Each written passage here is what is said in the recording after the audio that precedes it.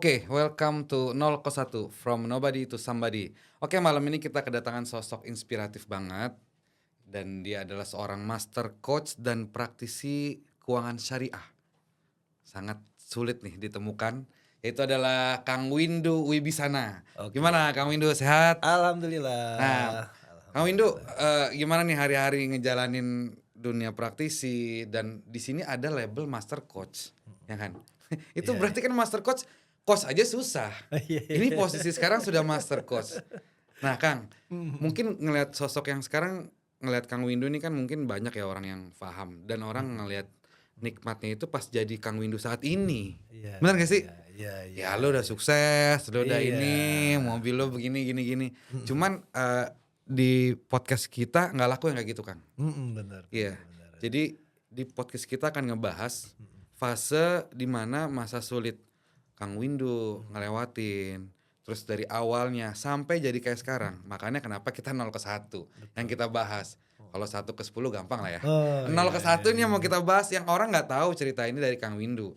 Oke, oke, Itu Kang. oke. Mungkin bisa sedikit diceritakan untuk memotivasi teman-teman yang nonton, anak-anak muda yang Mhm. mau belajar terus dia takut. Mmm, Nah, monggo Kang Windu, bisa nggak di flashback nih cerita iya, sampai iya, jadi iya, kayak iya. sekarang itu apa tips and triknya? Iya, iya. Oke.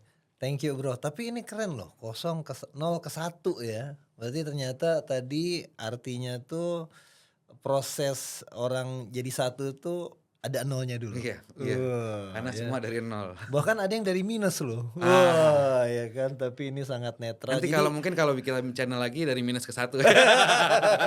iya, iya, iya. Oke, thank you ya. Ya ya, By the way, saya ucapkan makasih ya buat Bro Fandi nih siap. udah undang kita ke acara podcastnya yang viral banget Oh, ya. Saya saya dah. nonton. Jadi saya jauh-jauh dari Bintaro datang ke sini tentunya karena undangan Bro Fandi nih ya. Thank you. Thank you so Semoga much. bisa bermanfaat Amin. acara kita.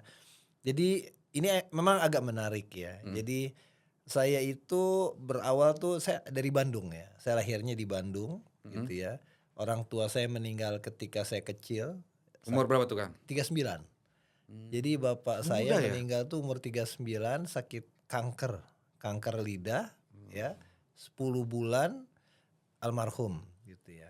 Itu Kang Nah, Windu umur berapa waktu itu ditinggalkan kalau ayah? nggak salah saya tuh baru SMA, oh baru lulus kuliah, baru masuk kuliah. Baru masuk Baru kuliah? masuk kuliah. Adik saya Windy itu masih SMP kelas 1 kalau nggak salah. Oke. Nah, jadi berawal dari sana ya. Jadi titik baliknya, saya tuh dulu orangnya apa namanya, introvert. Introvert tuh Oke. pemalu. Jadi nggak bisa ngomong kayak gini gitu ya. Awalnya? Awalnya tuh gitu.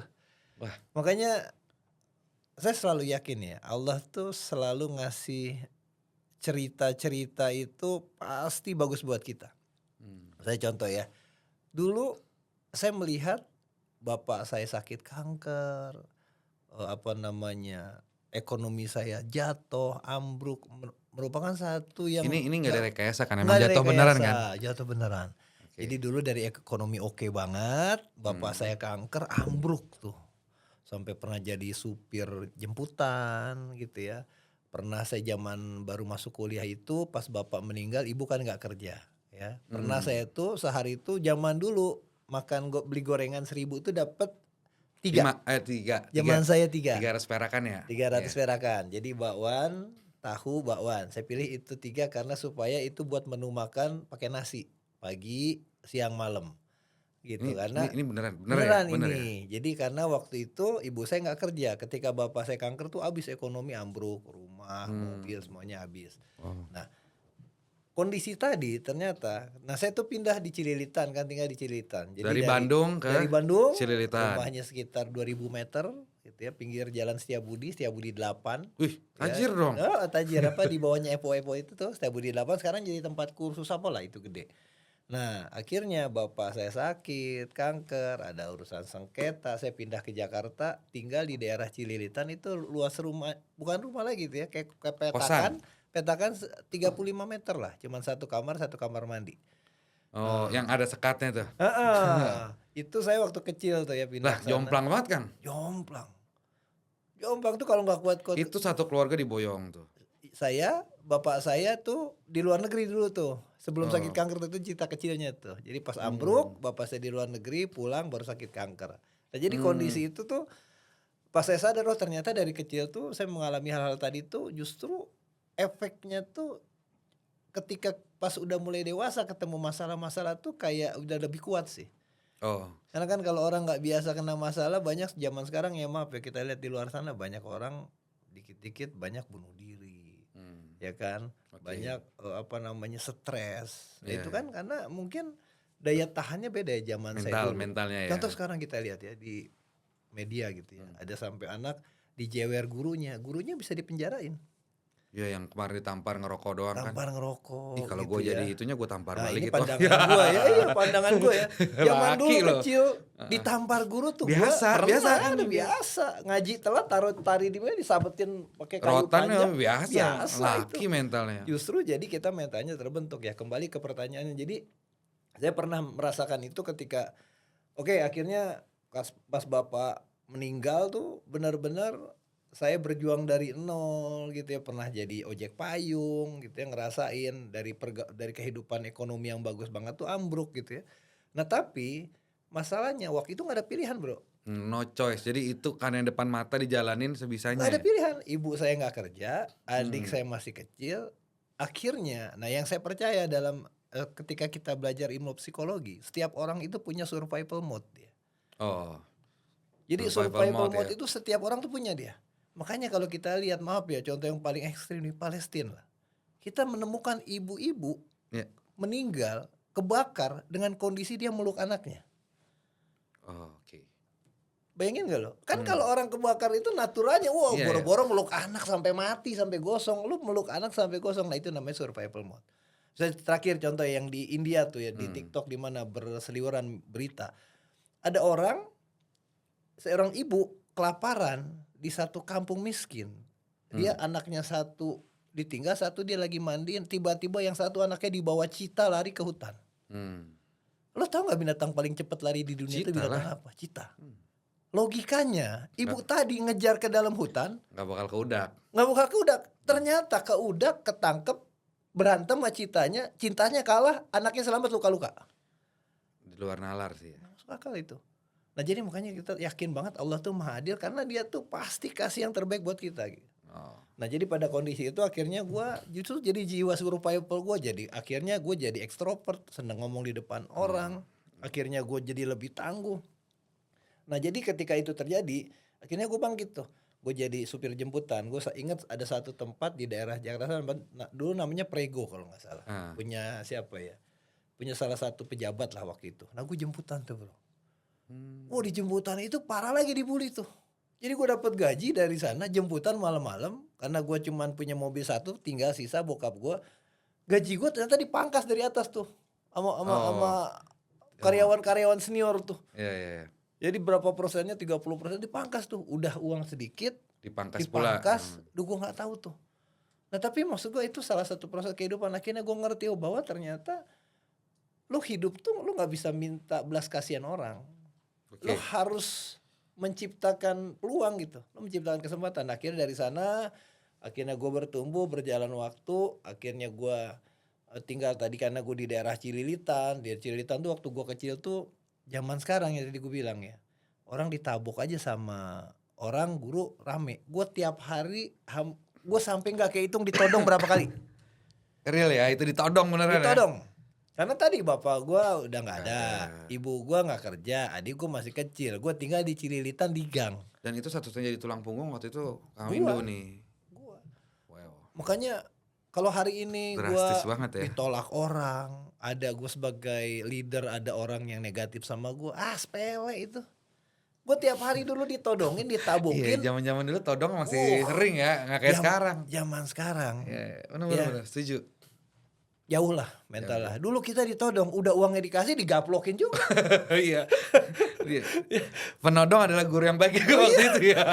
Akhirnya udah ngerasain ditodong jadi kreatif kan. Oke, benar. Lo ketika sering ditodong apa coba yang lo pikirin? Kreatif kan. Iya, kreatif. Bagaimana? Berarti kalau kita ditodong kan seringnya tuh gini, pas kita jalan pinggir jalan tuh kalau dari seberang ada orang, nengok, ada orang, 2 orang 3 orang, kita lihat di sebelah kanan kiri ada orang, lo siap-siap. Kita udah korban. pasti. Ya, Berarti langkah berikutnya lari ke arah mana yang kira-kira bisa selamat. instingnya. Instingnya. Masalahnya tukang todong tadi apa kita mau lari kemana kan? Iya enggak? Ketangkep tuh saat Nih, itu. dari baru sampai cerita ini ada 2 poin yang gue tangkap nih Kang dari Kang Iya, Windu iya, nih. iya. Pertama adalah survival mode. Lu harus punya, tapi kapan tombol itu lu pencet balik lagi ke lu. Yang kedua adalah insting tadi ya. Dengan adanya berapa kali kejadian ada insting yang lama-lama, oh ini instingnya kayaknya bakal begini deh. Jadi 2 itu ya. Ini Bener kita banget. save nih, kita save kata-kata mutiara. Kang Windu di sana. Lanjut Kang. Nah kayak gitu tadi kan. Oke, oke, Bener oke. banget itu. Keren, Udah keren. langsung disimpulin ya emang beda ya. Nah jadi pas gua tadi akhirnya kena todong tuh. Hmm. Todong tahu wah nggak bisa lolos nih. Tapi kan gua masalahnya besok gua sekolah harus lewat situ lagi. Itu masih sekolah lu kerja. Sekolah. Gua waktu waktu sebelum-sebelumnya tuh gua alurnya naik balik mundur nih, mundur maju ya. Jadi gua pernah merasakan di titik harus lewat sekolah jalan kaki lewat daerah yang ditodong terus tanpa ada yang bisa belain. Jadi gua harus kreatif kan. Iya, iya. Besok-besok tahu gua akan ditodong di sana. Hmm. Berarti duitnya gua taruh di mana? Oke. Enggak. Emang zaman dulu ditodong mau dicek ya? Ini cek. Paling orang taruh di kaos kaki, di Kos celana kaki dalam. kan. Celana dalam paling Iya, aman kan itu selipannya lepas tuh. Kalau nggak pas Celengan. miring Iya. ketahuan nih. Iya. Digerogok sama dia. Tapi taruh di situ beneran. Situ. Karena di kos kaki udah coba ketahuan lagi diambil. Iya, iya. Ya sampai di lintingan baju taruh nih duit ketangkep juga. juga. Di celana dalam doang tapi harus pas dia. Iya, iya bener Ya, bener. intinya gitu lah. Nah jadi memang kayak gitu tuh gua ngalamin susah. Nah sampailah di satu titik. Jadi waktu pertama kali gue berkarir ya, gue tuh di bidang olahraga. Makanya kalau dibilang tadi gue suka digelarin sama teman-teman master coach gitu ya. Master coach itu dalam arti gue tuh banyak banget bekerja di bidang yang berhubungan sama coaching. Sama coaching. Mendidik orang, mengcoach orang tuh gue seneng. Karena emang udah punya basic di olahraga itu kan. Yes, jadi kan coach Oke. itu kan tugasnya tuh kita tuh Melatih. membantu orang menggali potensinya. Betul. Misalnya yang gue bilang tadi, Hmm. kan banyak di orang muslim banyak banget sadar suka bilang Allah tuh bilang maha adil. Wah Allah maha adil. Tapi kenyataan dia nggak percaya Allah tuh adil.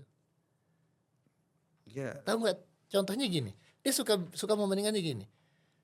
Wah dia sih pantas sukses. Kalau gue tuh nggak bisa sukses, gue nggak kayak gitu orangnya. Nah, jadi menurut ilmu psikolog lagi ya, kembali ya. Jadi orang tuh suka begini. Allah tuh adil, setiap orang tuh nilainya 100. Nggak ada yang 99. Bahkan maaf ya, kalau ada orang yang berkebutuhan khusus, itu nilainya 100. Bahkan Oke. pernah dengar nggak ada satu cerita orang buta penghafal Al-Quran dikasih tahu pilihannya, mau nggak lo dikasih kesempatan bisa melihat, nggak mau dia. Oh, iya.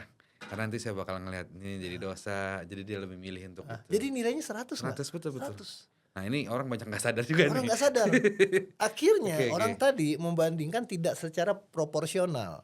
Nah akhirnya gue sadar di sana bahwa ketika jadi gue dari dulu gue pernah susah, gue tuh nggak pernah minder. Oh, Gue nggak pernah minder. Jadi minder itu kan contoh, misalnya pas udah ketemu orang kaya, gue tuh minder. Gue nggak kayak gitu. Ketemu siapa nggak apa-apa. Gue yakin, gue suatu saat gue punya kelebihan yang dia nggak punya gitu. Makanya Oke. ketika gue sadar tadi, gue belajar, ternyata gue tuh seneng banget membimbing orang ya supaya menggali potensinya. Makanya sebelum ini gue bekerja dulu pernah di Fitness First, pernah di Celebrity Fitness di bidang olahraga. Gue 4 kali best trainer nasional. nasional nih, se-Indonesia Nasional. dong. Iya 4 kali. Kayak Ballon d'Or-nya Oke. Ronaldo lah ya. Best Messi, trainer, best trainer waktu itu di nasional. Celebrity Di Fitness. Fitness First gue dapat Fitness gelar First, itu. oke. Sebelumnya Celebrity Fitness 1,5 tahun hampir 2 tahun gue diajak Move ke Fitness Fitness First. First. Nah di sana 9 tahun gue 4 kali best trainer nasional, 3 kali runner up lah. Jadi hampir top 3 lah tuh dari Nasional Indonesia. ratusan nasional. Nah ternyata pas gue tuh sangat menikmati pekerjaan gue tadi menggali potensi orang tadi. Di dunia manapun ya, di Di dunia olahraga. manapun, yes. Karena kan kita tadi kenalan di awal kan sebagai master coach dan praktisi keuangan syariah ya kan. Iya. Sebenarnya. Betul. Dari situ basicnya ya. Oke. Berkorelasi semua. Oke. Contohnya misalnya kayak gue, kan ketika gue jadi trainer, trainer itu kan bagiannya ada kita mengcoaching orang, kita melatih klien-klien kita supaya dia keluar potensi terbaiknya. Misalnya contoh ada orang yang dulu push up-nya cuman kuat 3 kali pas latihan jadi 20 kali misalnya. Ada orang yang tadinya dia larinya cuman kuat 1 kilo, setelah di coaching dia bisa larinya 10 kilo. Nah, kalau coaching itu kan berarti nggak harus fisik, berarti membangun mental dan kepercayaan diri si Yes, orang yang kita gali kan potensinya. betul. Jadi kan kalau kita master coach, kita kembali ke peran tadi gitu ya. Sebenarnya kita nggak ngasih mereka satu ilmu baru, Hmm. tapi kita menggali kelebihan apa yang ada sama dia. Karena tiap orang beda-beda juga Orang kan. beda-beda. Oke, Nah, oke. jadi perjuangannya itu jadi tadi gua baru lancar. Nah, yang agak seru tuh nanti itu di fitness itu awal-awal dulu suka dukanya gua ya karena gua nggak punya relasi gitu ya. Gua masuk satu industri baru tuh. Gede nggak sih kalau misalnya salary dari personal trainer Oh, gitu? gede. Lumayan ya? Gede sekarang lo lihat nih, trainernya, coachnya padel itu gede zaman ini. Zaman dulu Oh, master trainer, gue dulu master trainer juga, gue trainer eh, platinum lah. Ya. platinum Zaman ya. dulu platinum itu paling mahal tuh di kelasnya tuh gue se-Indonesia paling mahal bayaran gue. Itu nggak putus 1 jam itu gue ngelatih itu 300.000 lah. Tapi zaman itu ya, itu Wow. sekitar 15 tahun lalu.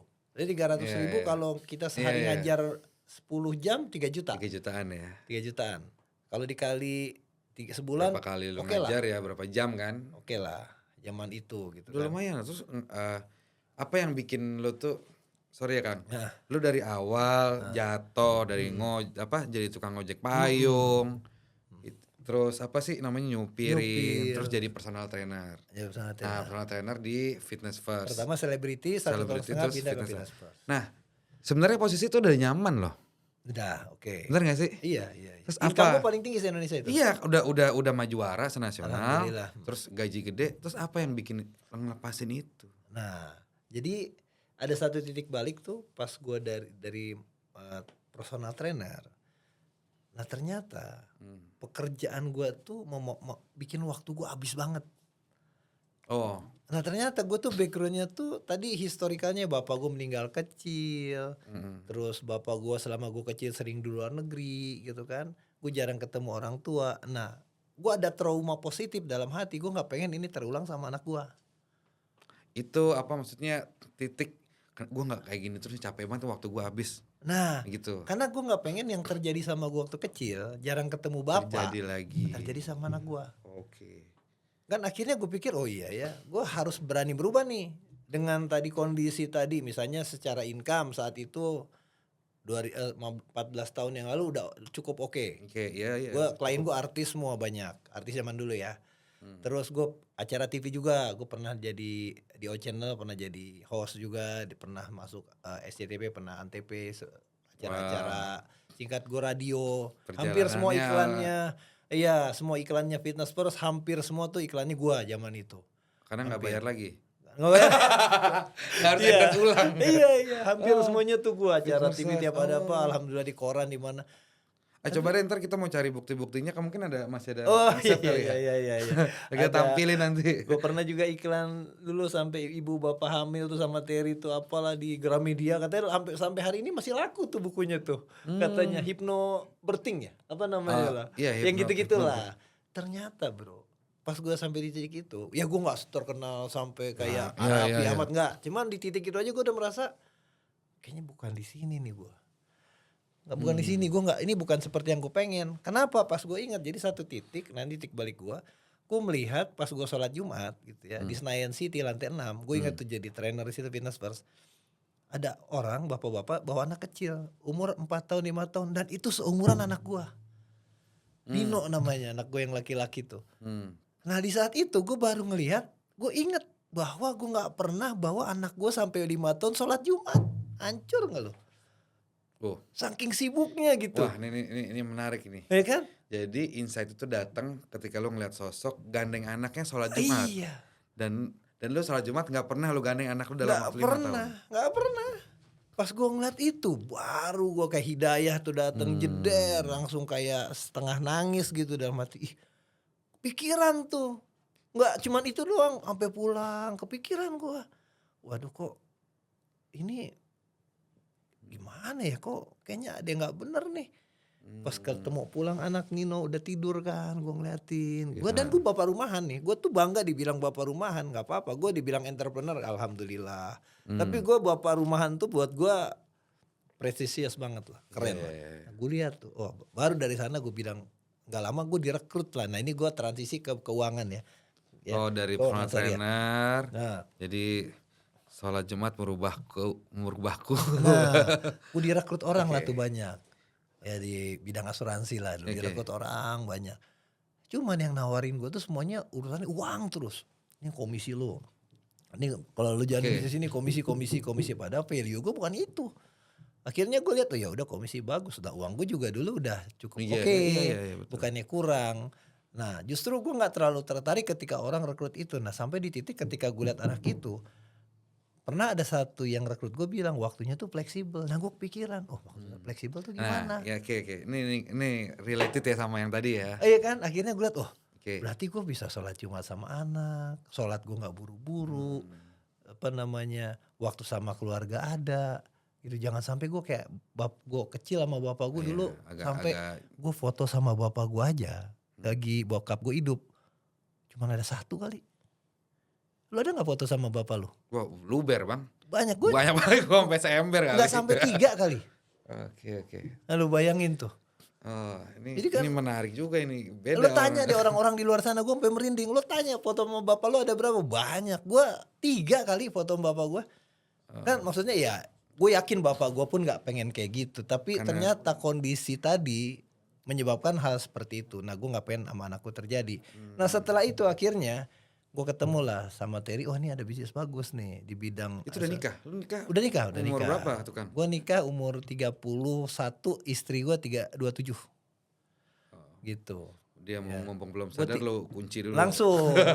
Gue 30, dia 26 lah pokoknya pas udah mau 31. Udah habis itu gue gue akhirnya coba asuransi. Gue bilang di asuransi ini ada yang syariah enggak?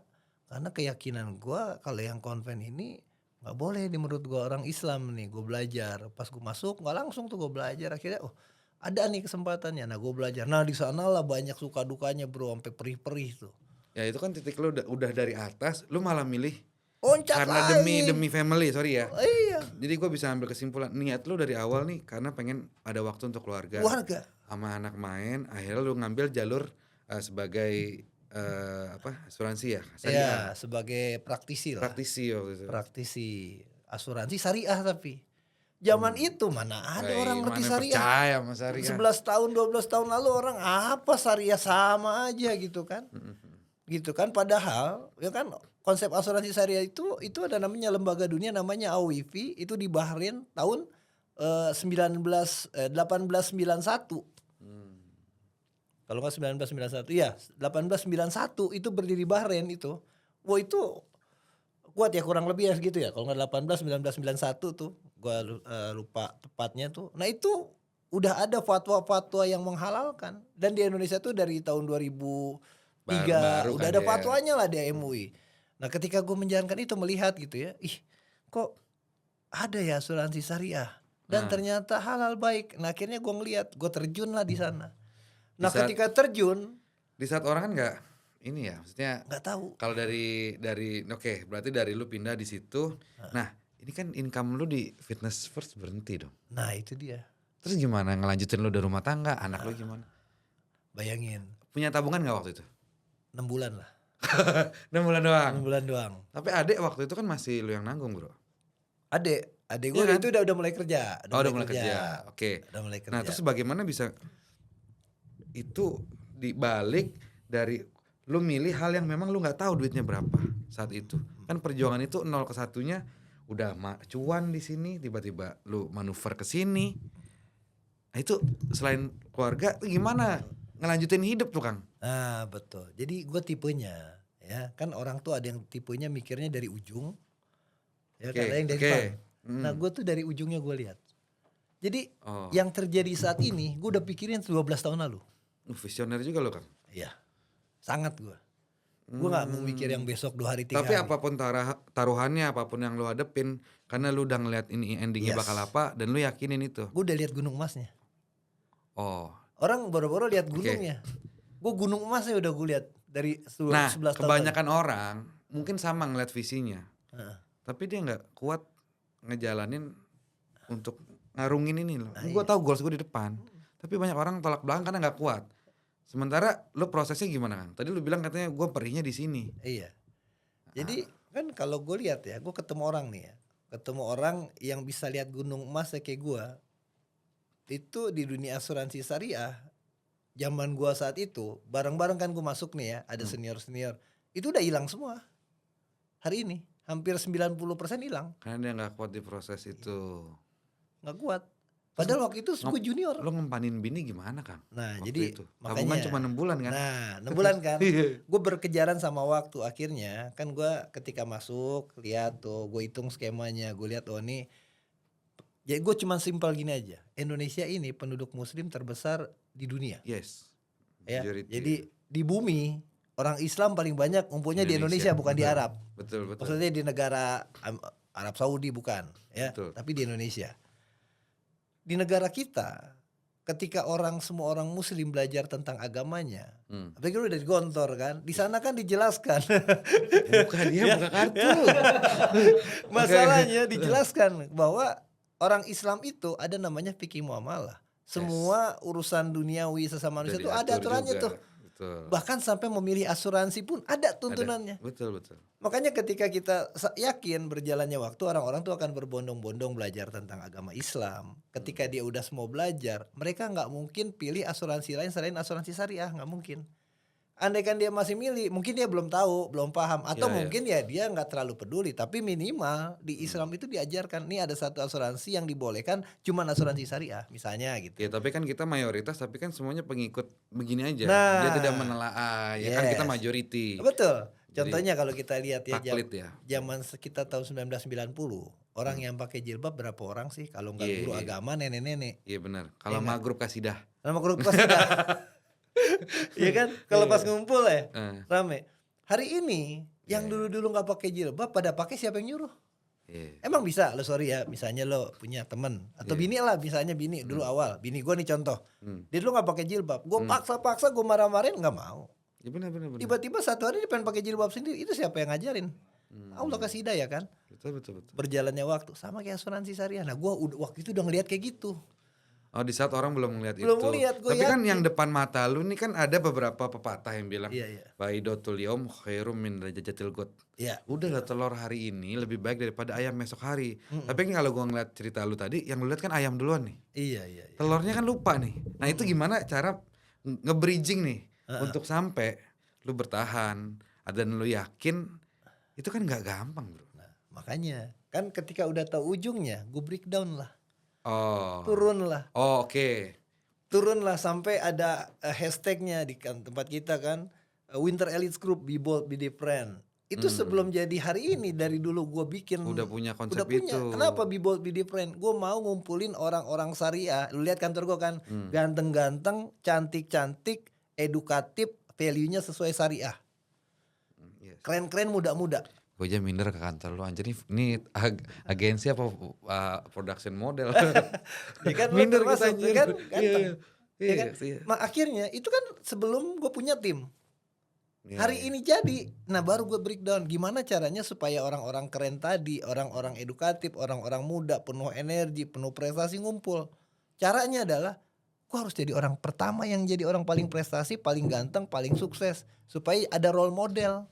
Oke. Makanya- Jadi nggak cuma omdo. Nggak cuma omdo. Omon-omon. Nah gue turunin lagi, baru gue turunin lagi kan. Oke. Gimana caranya biar prestasi? Prestasi itu gampang kalau di dunia keuangan syariah. Yang pertama adalah repetisi. Gue banyak belajar, gue banyak praktek. Makanya gue bilang tadi praktisi juga. Selain gue master coach, praktisi gimana caranya supaya sukses? Caranya tuh sangat jelas di bisnis gue. Semua tahu caranya, tapi nggak semua mau melakukan. Oke. Ya kan? Semua tahu ketika jalanin akan ada ditolak, akan ada yang negatif, akan ada yang closing. Tapi kenapa banyak orang akhirnya nggak nerusin gara-gara ditolak? Oke, berarti ini banyak temen-temen ya kalau emang nonton podcast 0 ke 1, beberapa summary yang bisa kita ambil dari Kang Windu Wibisana. Pertama itu ada namanya survival mode. Terus yang kedua insting dengan perjalanan. Semakin dibentur, semakin kebentuk, bener kan ya? Yes. Nah, yang terakhir, lu harus yakin sama visi yang bakal lu jalanin. Jadi 4 poin ini yang ngerubah hidup Kang Windu Wibisana jadi sosok seperti ini. Dan satu lagi, yang paling penting adalah ketika lo lakuin buat family, di saat itu mungkin lo nggak punya, tapi family man itu dampaknya gede buat masa depan lo. Oke, sampai ketemu di 0 ke 1 berikutnya. Thank you.